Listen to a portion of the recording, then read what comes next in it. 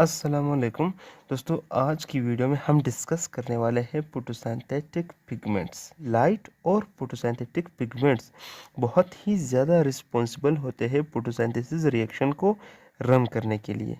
तो आइए आज डिटेल से देखते हैं कि बेसिकली फोटोसिंथेटिक पिगमेंट्स क्या होते हैं और ये क्या ड्यूटीज़ परफॉर्म करते हैं, इनका काम करने का तरीका कैसा है। तो आइए स्टार्ट करते हैं।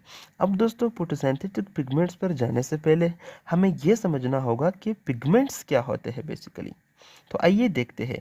Pigment is any substance that absorb and reflect light of different wavelength. अब दोस्तों, पिगमेंट एक ऐसा मटेरियल, एक ऐसा सब्सटेंस है जो कि एब्जॉर्ब भी करता है, यानी जज्ब भी करता है, एंड रिफ्लेक्ट, और दोस्तों रिफ्लेक्ट भी करता है। किस चीज़ को?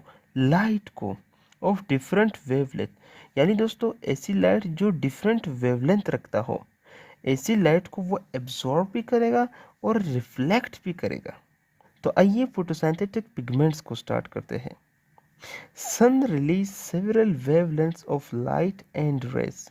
अब दोस्तों, हमारा जो सन है वो different type of light energies को प्रोड्यूस कर रहा है। अब दोस्तों, सन जितने भी टाइप की लाइट एनर्जी प्रोड्यूस कर रहा है उनको कलेक्टिवली कहा जाता है इलेक्ट्रोमैग्नेटिक स्पेक्ट्रम। लेकिन दोस्तों, इन तमाम टाइप्स में सिर्फ थोड़ा सा हिस्सा हमारे अर्थ में अलाउ होता है, हमारे अर्थ के एटमॉस्फेयर से अलाउ होता है और हमारे प्लांट लीव्स तक पहुंचता है, जिसे विजिबल लाइट कहा जाता है। Only visible light passes the atmosphere ozone.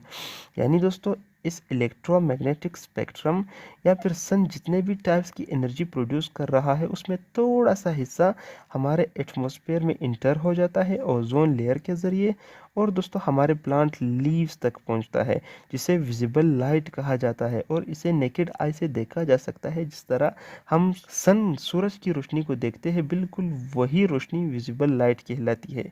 लेकिन मोस्टली जो एनर्जी है लाइट की, उसे रिफ्लेक्ट बैक किया जाता है यूनिवर्स की जानिब। मजीद देखते हैं, visible light have several colours that is observe by pigments.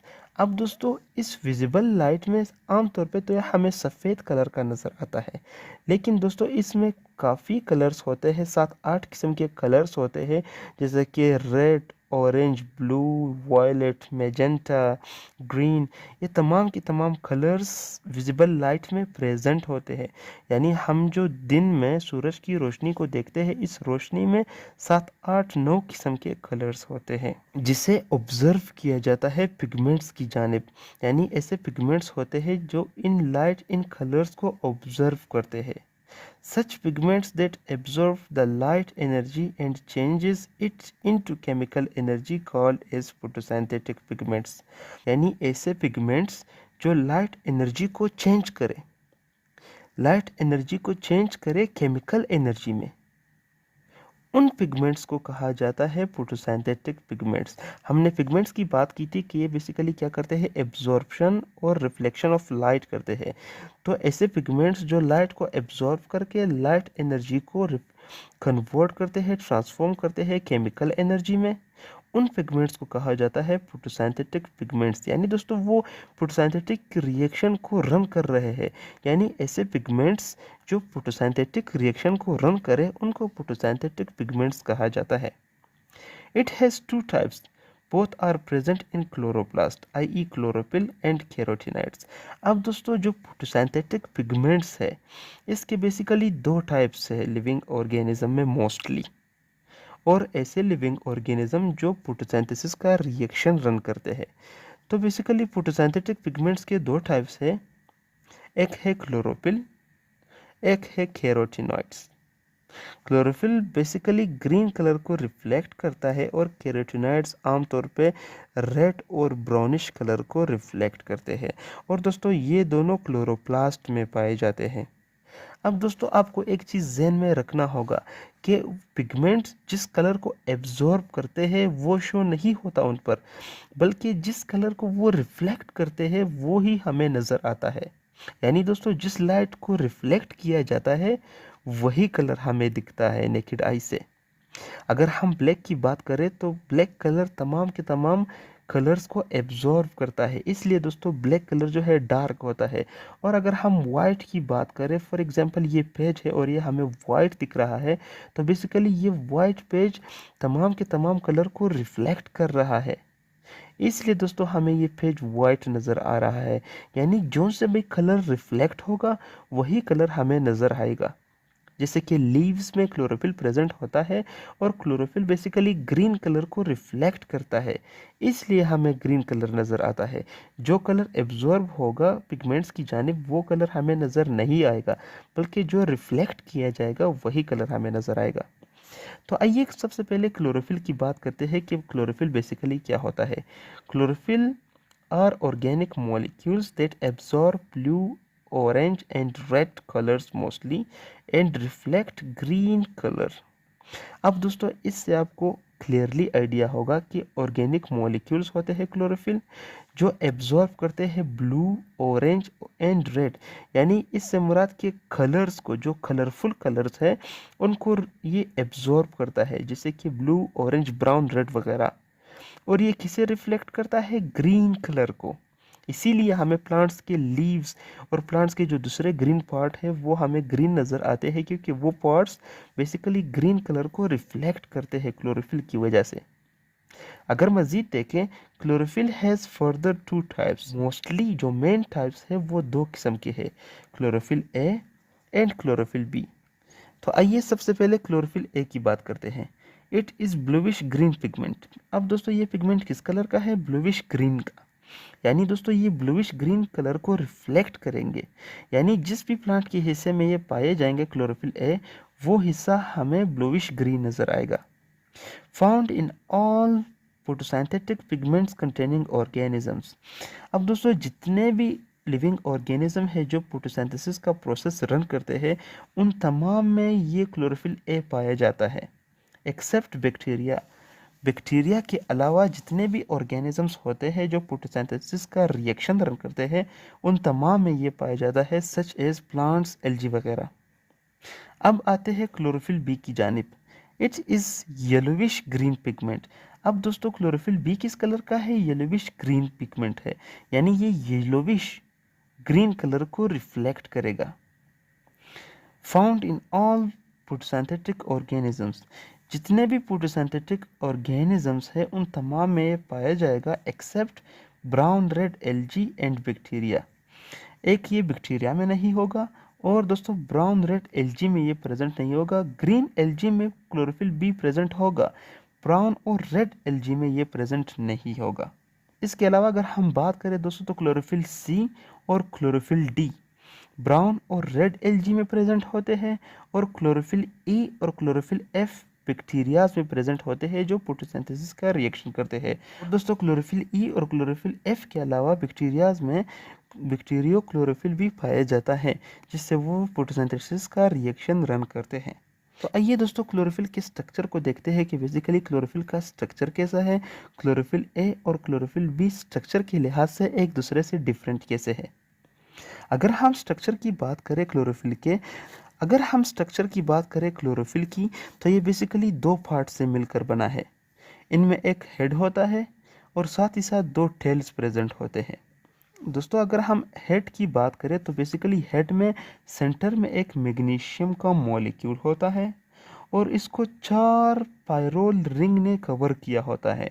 अब पायरोल रिंग क्या है दोस्तों? पायरोल रिंग एक ऐसा रिंग है जो 5 रिंग स्ट्रक्चर हो, जिनमें 4 कार्बन और 1 नाइट्रोजन हो। जैसा कि आप यहाँ पे देख सकते हैं, ये एक नाइट्रोजन है और ये 4 बेसिकली कार्बन है, यानी एक ऐसा 5 रिंग स्ट्रक्चर जिनमें 4 कार्बन और 1 नाइट्रोजन प्रेजेंट होता है, तो उसे पायरोल रिंग कहा जाता है। और फिर दोस्तों ये पायरोल रिंग्स आपस में इंटरकनेक्टेड होते हैं दूसरे एटम्स के ज़रिए और एक स्ट्रक्चर बनाते हैं मखसूस, जिसे पोरफायरिन रिंग स्ट्रक्चर कहा जाता है। Porphyrin ring structure. अगर हम दूसरी तरफ बात करें, तो क्लोरोफिल्स के 2 टेल्स है, एक है मिथाइल ईस्टर टेल और दूसरा है पाइटोल टेल। अब दोस्तों यहाँ पे आपको एक बात ज़हनशीन करनी होगी कि जो क्लोरोफिल का हेड है वो हाइड्रोफिलिक इन नेचर होता है, यानी वाटर लवर होता है, और जो क्लोरोफिल के टेल्स है वो बेसिकली हाइड्रोफोबिक इन नेचर होते हैं। तो इससे क्या अंदाज़ा हमें होता है कि बेसिकली फॉर एग्जांपल ये एक थाइलाकोइड है, और थाइलाकोइड में क्लोरोफिल कैसे प्रेजेंट होता है। जो क्लोरोफिल का हेड है वो इसके मेम्ब्रेन में यू एम्बेडेड होता है बीच बीच में। जो क्लोरोफिल का हेड है वो थाइलाकोइड के मेम्ब्रेन में यू एम्बेडेड होता है, और जो क्लोरोफिल के टेल्स है वो बेसिकली पेनिट्रेट करते हैं थाइलाकोइड को, ताकि अंदर तक फोटोसिंथेसिस का जो रिएक्शन है वो रन कर सके। अब दोस्तों क्लोरोफिल ए और क्लोरोफिल बी में क्या फ़र्क है। सिर्फ ये एक ग्रुप में फ़र्क है। अगर यहाँ पे CH3 यानी मिथाइल ग्रुप होगा तो ये क्लोरोफिल ए होगा, और दोस्तों अगर इस मिथाइल ग्रुप के जगह पे अल्डिहाइड ग्रुप होगा यानी CHO, तो फिर ये क्लोरोफिल बी होगा। फ़र्क कहाँ पर है, पूरे का पूरा मॉलिक्यूल वैसे ही होगा, सिर्फ अगर मिथाइल ग्रुप है तो क्लोरोफिल ए होगा, अगर अल्डिहाइड ग्रुप यहाँ पे प्रेजेंट होगा तो फिर उसे क्लोरोफिल बी कहा जाएगा। तो अब आते हैं कैरोटीनॉइड्स की तरफ। Basically carotenoids lipids in nature होता है और ये टर्पेनॉइड्स से मिलकर बना होता है। दोस्तों लिपिड वाली वीडियो में हमने कैरोटीनॉइड्स की डिटेल से बात की है। अगर आप कैरोटीनॉइड्स के बारे में मज़ीद इन्फॉर्मेशन चाहते हैं तो आप वो वीडियो देख लें, ताकि आपको कैरोटीनॉइड्स के बारे में मज़ीद इन्फॉर्मेशन और मज़ीद अवेयरनेस हासिल हो। All colourful pigments specially red. अब दोस्तों कैरोटीनॉइड्स बेसिकली कैसे पिगमेंट होते हैं, ये ऑरेंज होते हैं कलर में, ब्राउन होते हैं, मेजेंटा कलर के होते हैं, और स्पेशली रेड होते हैं। तो इससे हमें क्या पता चला कि ये किन कलर को रिफ्लेक्ट करता है, ये ऑरेंज, ब्राउन, मेजेंटा और स्पेशली रेड कलर को रिफ्लेक्ट करता है।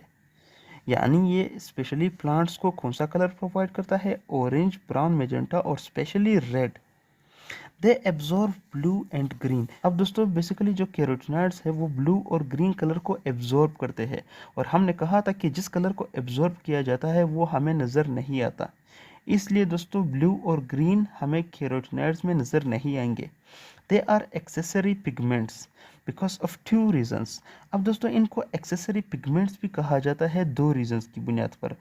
पहला रीज़न तो ये है दोस्तों कि बेसिकली कैरोटीनॉइड्स लाइट एनर्जी को रिसीव करके क्लोरोफिल ए तक पहुंचाता है, और इससे दोस्तों जो लाइट एनर्जी का प्रेशर है वो क्लोरोफिल ए पर नहीं पड़ता, और क्लोरोफिल ए इस तरह महफूज रहता है। और दूसरा रीज़न ये है दोस्तों कि basically carotenoids different colour plant को प्रोवाइड करता है, जिससे एनिमल अट्रैक्ट होते हैं, और फिर उस अट्रैक्शन की वजह से पोलिनेशन का प्रोसेस स्टार्ट होता है। They have two types, carotenes and xanthophyll. Mostly जो कैरोटीनॉइड्स हैं वो दो टाइप्स के होते हैं, कैरोटीन्स और ज़ेनथोफिल। दोस्तों कैरोटीन्स बेसिकली रेड इन कलर्स होते हैं, यानी जैसे कि रेडिश हो गए, कैरेट हो गए, रेड या ऑरेंज जितने भी कलर्स हैं वो कैरोटीन्स में आते हैं, और ये आइसोप्रीन यूनिट से बने होते हैं। दूसरी तरफ अगर हम ज़ेनथोफिल की बात करें तो ज़ेनथोफिल बेसिकली ऐसे पिगमेंट्स होते हैं जो येलोइश इन नेचर होते हैं, यानी ये येलो कलर को रिफ्लेक्ट करते हैं, और जितने भी येलो टाइप्स के प्लांट हैं उनमें तमाम में ज़ेनथोफिल पाया जाता है। Carotenoids can be seen in leaf fall. तो बेसिकली क्लोरोफिल का जो मिकदार है वो प्लांट में ज़्यादा होता है, इसलिए प्लांट ग्रीन नज़र आते हैं, और जैसे ही क्लोरोफिल का मिकदार कम हो जाता है प्लांट में तो फिर हमें कैरोटीनॉइड्स नज़र आते हैं। जिस तरह के लीफ फॉल, जैसे ही पत्ते झड़ने का मौसम स्टार्ट होता है तो क्लोरोफिल की मिकदार कम हो जाती है, जिससे हमें पत्ते ब्राउन और रेडिश वगैरह नज़र आते हैं, वो इसी कैरोटीनॉइड्स की वजह से ही है।